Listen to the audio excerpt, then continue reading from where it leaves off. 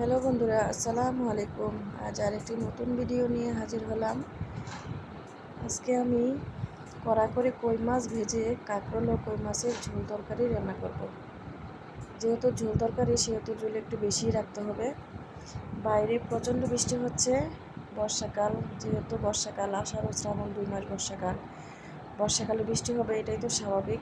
চারদিক স্যাঁতসেঁতে পরিবেশ, বাজারঘাটে যাওয়া যায় না, কিন্তু পেটে তো আর কথা মানে না, পেটে তো খাবার খেতেই চায়। তাই আমি দেরি না করে রান্নার জন্য প্রস্তুতি নিচ্ছি। তো আমি তরকারিগুলো কেটে নিচ্ছি। প্রথমেই আমি কয়েকটা কাঁকরোল কেটে নিলাম, তারপরে কাঁকরোলগুলো কাটা হয়ে গেলে আমি কয়েকটা আলুও কেটে নিলাম, তারপরে আমি কয়েকটা পেঁয়াজও ছিলে নিলাম। পেঁয়াজগুলো ছিলা হয়ে গেলে আমি কয়েকটা রসুনও ছিলে নিব। তো পেঁয়াজ রসুন ছিলে নেওয়ার পরে আমি পেঁয়াজগুলো কুচি কুচি করে কেটে নিব, আর রসুনগুলো আমি মশলাদানিতে ছেঁচে নেব। তো পেঁয়াজ রসুনগুলো ছিলা হয়ে গেলে আমি তরকারিগুলো ভালোভাবে ধুয়ে নেব। আমার তরকারিগুলো ধোয়া হয়ে গেলে আমি মশলাদানিতে আমি রসুনগুলো ভালোভাবে ছেঁচে নেব। রসুনগুলো ভালোভাবে ছেঁচে না নিলে রসুনগুলো তরকারির সাথে মিশবে না, তাই আমি ভালোভাবে রসুনগুলো ছেঁচে নিচ্ছি।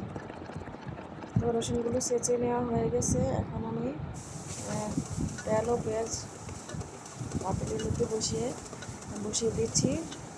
বসিয়ে দিয়ে আমি পেঁয়াজগুলো একটু বাদামি রঙ হয়ে এলে আমি ছেঁচে নেওয়া রসুনগুলো আমি এর মধ্যে দিয়ে দিয়েছি। তো এর রসুনগুলো দেওয়া হয়ে গেলে আমি একটু নেড়ে চেড়ে নিয়ে আমি ধুয়ে রাখা তরকারিগুলো এর মধ্যে দিয়ে দেবো। তো তরকারিগুলো এর মধ্যে দিয়ে আমি তরকারিগুলো একটু নেড়ে চেড়ে তারপর আমি স্বাদ মতো লবণ দিয়ে দেবো।